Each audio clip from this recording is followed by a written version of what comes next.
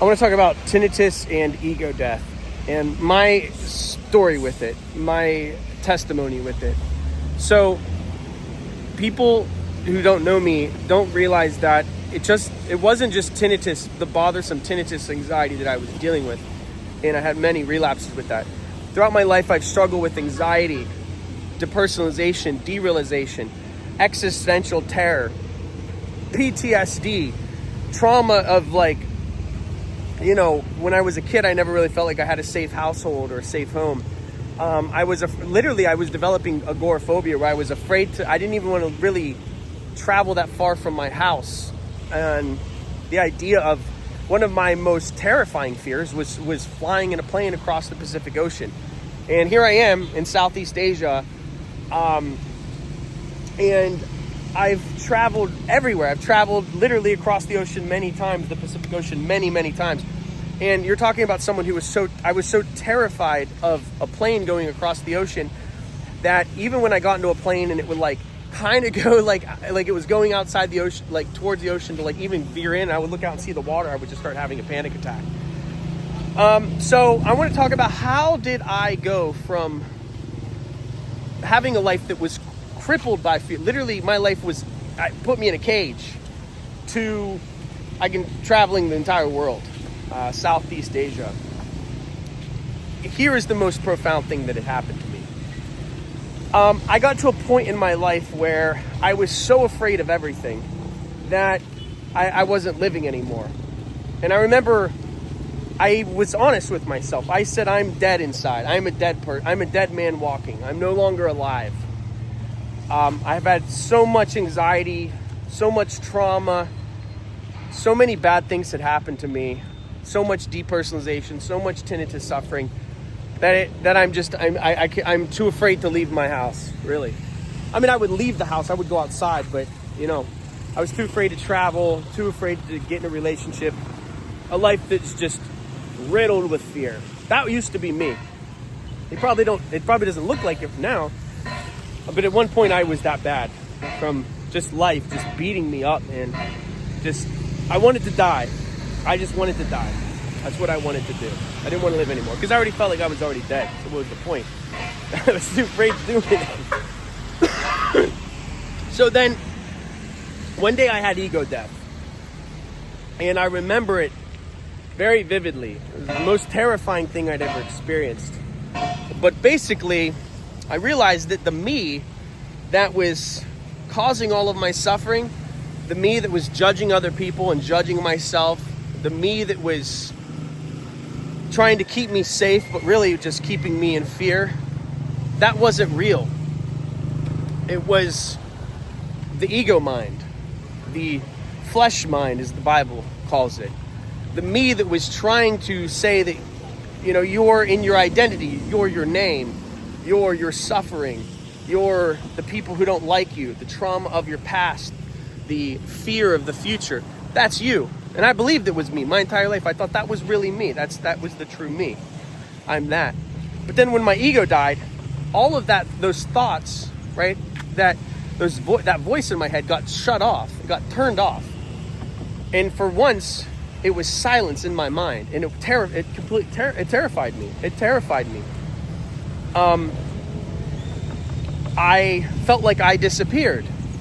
And for the first time, I was seeing reality. I was seeing the ocean. This was before I started traveling, but I was seeing reality for the first time, and I was like,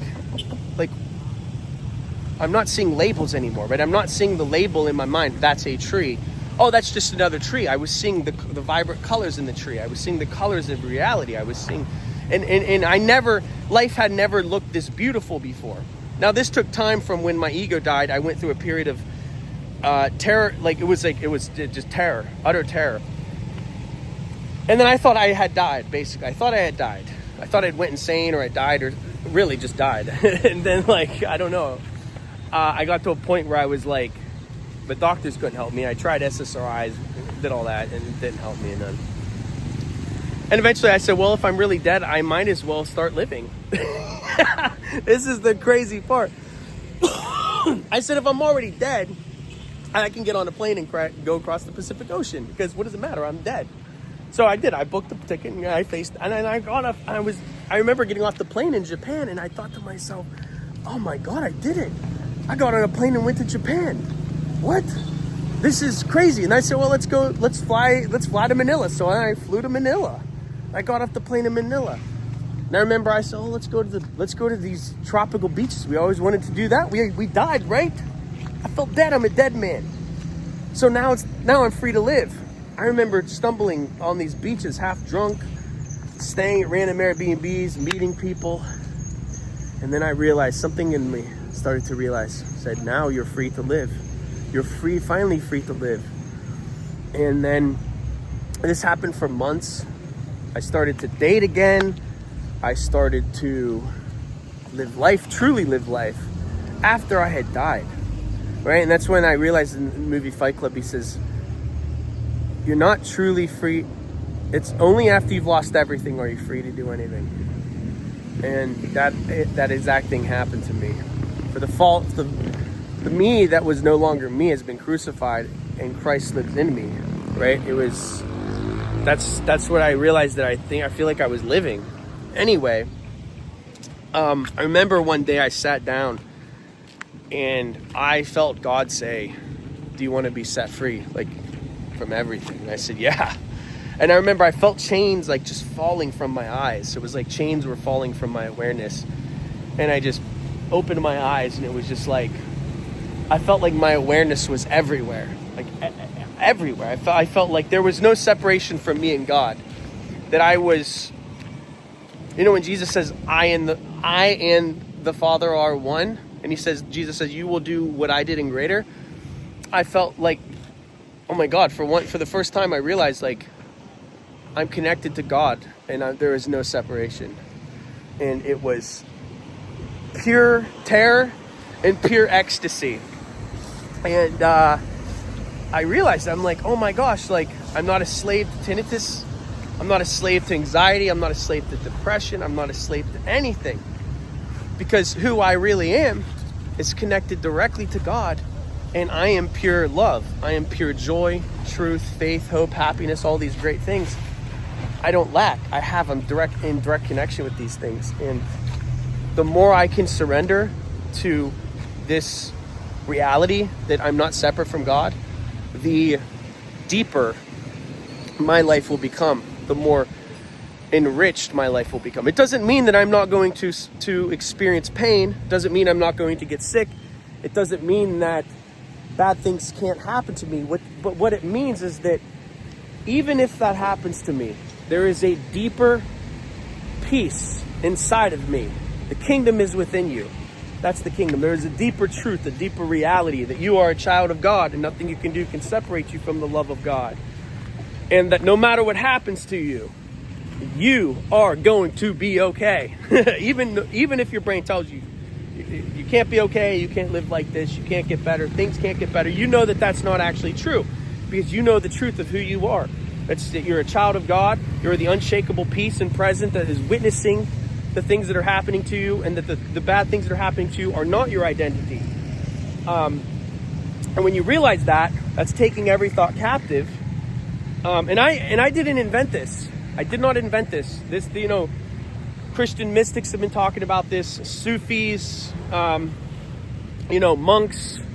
There's a ton of ancient history, ancient literature that talks about observing your thoughts, that you're not your suffering.